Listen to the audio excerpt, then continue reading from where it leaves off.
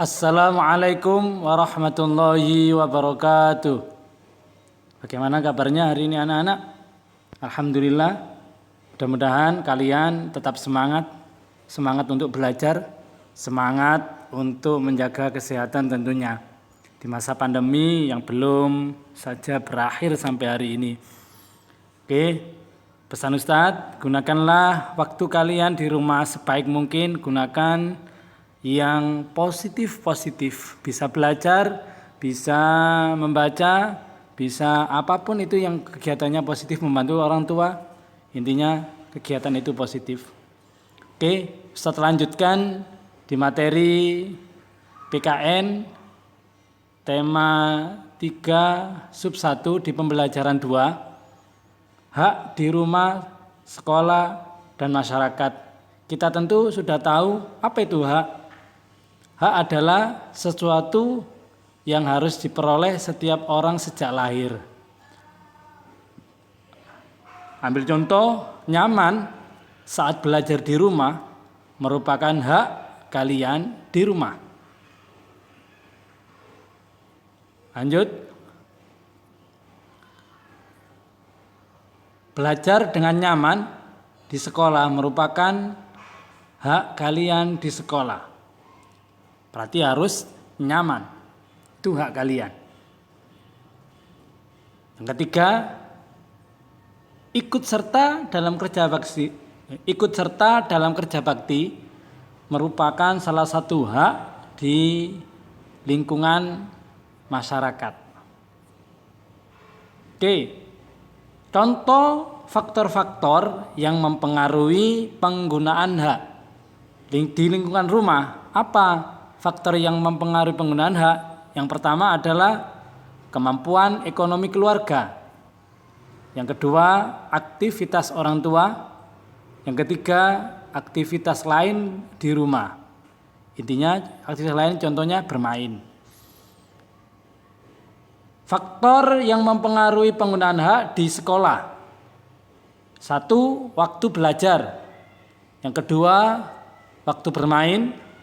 Yang ketiga, aktivitas lain di sekolah. Contohnya membeli jajan, kue di kantin atau di sekitarnya.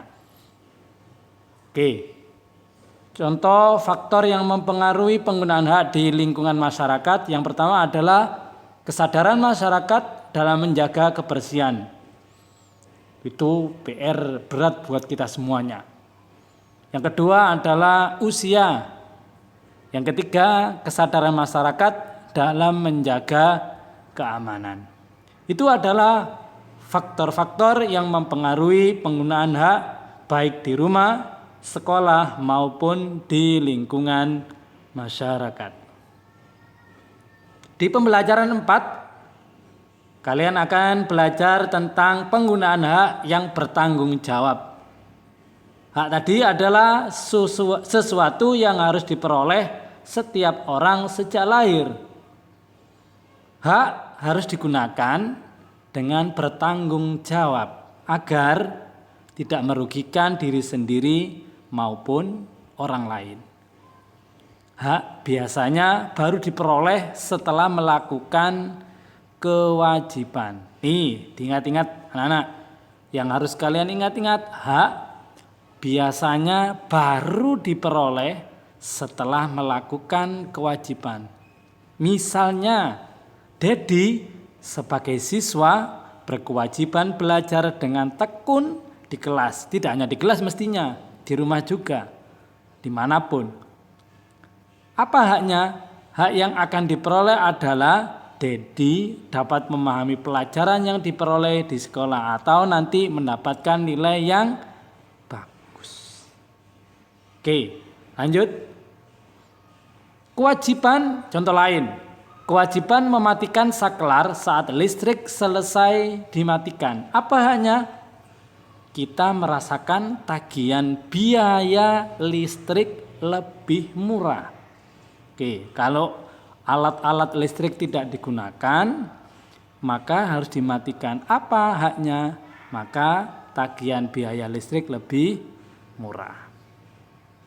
Oke, lanjut di pembelajaran 6. manfaat menggunakan dan dampak tidak menggunakan hak dengan bertanggung jawab ini.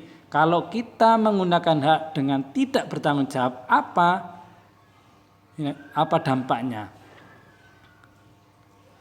Hak adalah sesuatu yang harus diperoleh setiap orang sejak lahir tadi. Penggunaan hak harus dilakukan dengan bertanggung jawab agar tidak ada yang dirugikan. Mematikan televisi setelah menonton merupakan contoh penggunaan hak pemanfaatan listrik secara bertanggung jawab. Jika kalian tidak menggunakan hak secara bertanggung jawab, apa yang dampaknya? Dampaknya kalau contoh di sini tidak mematikan televisi tapi kalian sudah tidur. Apa dampaknya? Dampaknya adalah tagihan listrik makin mahal, makin banyak. Oke, itu salah satu contoh. Oke, itu tadi materi PKN di tema 3 sub 1 adalah materi tentang penggunaan hak, pengertian hak dan penggunaan hak secara bertanggung jawab dan dampak jika hak itu tidak dilakukan secara bertanggung jawab. Oke, kalian bisa mencari referensi, mencari buku yang lain untuk penggunaan hak ini. Kurang lebihnya Ustaz mohon maaf. Assalamualaikum warahmatullahi wabarakatuh.